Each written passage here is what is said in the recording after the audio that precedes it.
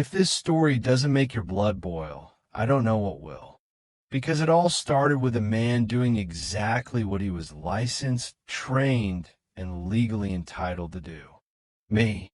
I'm a former Marine, NRA-certified firearms instructor, and landowner in a place most would call peaceful, Ridgefield Bluffs. You'd never know from a name that the place was crawling with the kind of people who'd rather sip Chardonnay behind their Ring cameras than ever say hello. They were HOA members. And I lived just on the edge. My property line sat about 100 feet beyond the edge of their gated community. Close enough to hear the gossip, far enough to legally not be part of them. I was never part of the HOA and never wanted to be. But of course, that didn't stop them from trying to control me. It began the week I converted my old barn into a training facility. Clean, safe, licensed, all above board. I taught self-defense courses for women, veterans, and even local law enforcement. But the sight of responsibly owned firearms, even on private land, was apparently too much for the local HOA president, Karen Elmsley. Late 50s, flawless red nails, matching visor and tracksuit. The kind of woman who says she supports the troops until the troops build a range in her backyard. She sent the first warning via email. We've received complaints about loud noises and suspicious activity near the community perimeter. Please cease operations immediately. I replied, Karen, I'm not part of your HOA, and I won't be ceasing anything. She didn't like that. A few days later, she trespassed onto my property, with her iPhone filming like she was starring in her own episode of Dateline. Sir, I'm here to inspect what you're doing on behalf of the HOA. You're on private land, I said calmly. Leave, or I'll have the sheriff explain it to you.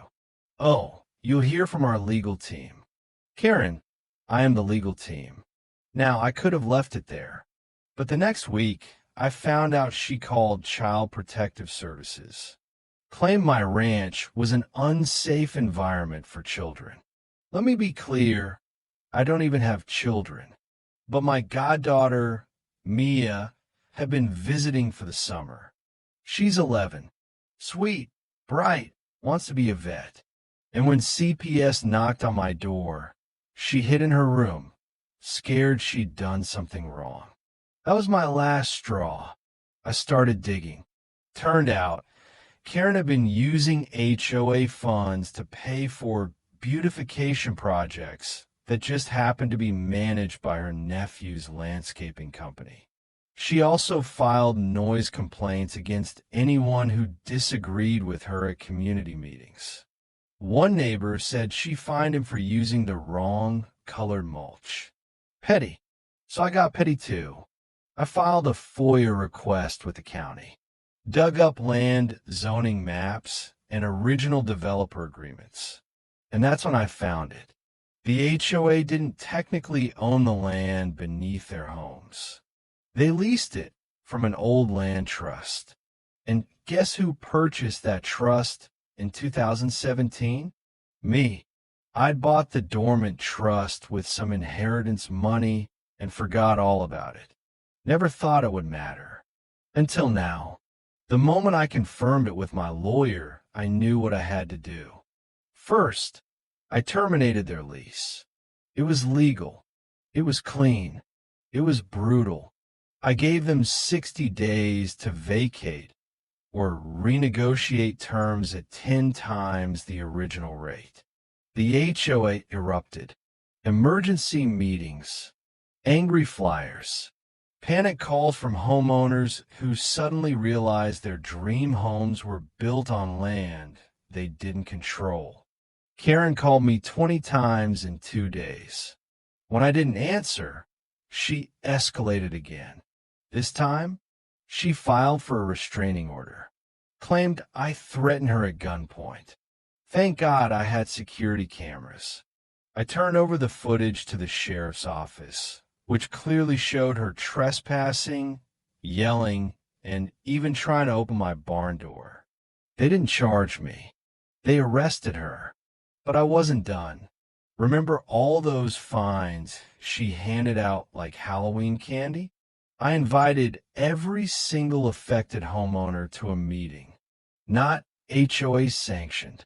Just me, in my barn, offering a path forward.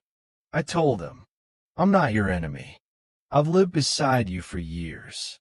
But your leadership has been lying to you. And now, you have a choice. Rebuild your community with honesty, or keep burning bridges. They listened.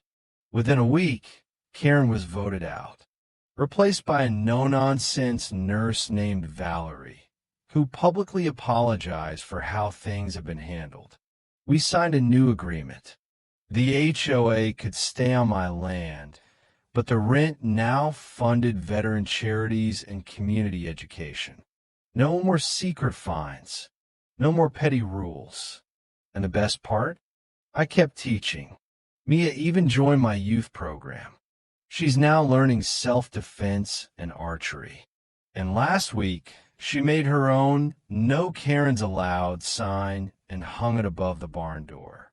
I didn't take it down. This is the kind of story that reminds us all the quiet ones usually hold the loudest power.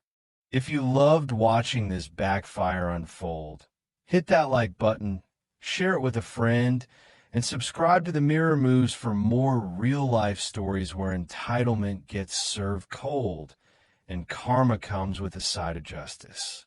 New episodes every week. Drama, revenge, redemption, we've got it all. Drop a comment. What would you have done if Karen trespassed on your ranch? Let's keep the stories rolling, one epic twist at a time.